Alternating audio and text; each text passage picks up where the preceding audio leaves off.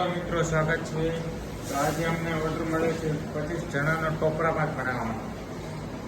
અમે ટોપરા ભાત બનાવવાનો છે અને તમને દેખાડશો પણ કેવી રીતે બનાવવાનો છે. રેડી? હા તો મિત્રો, હવે આમાં અમે નાખીશું કલર.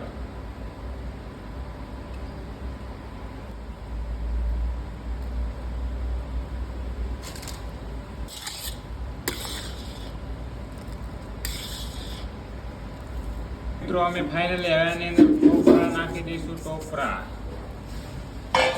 એ હાલો ટોપરા.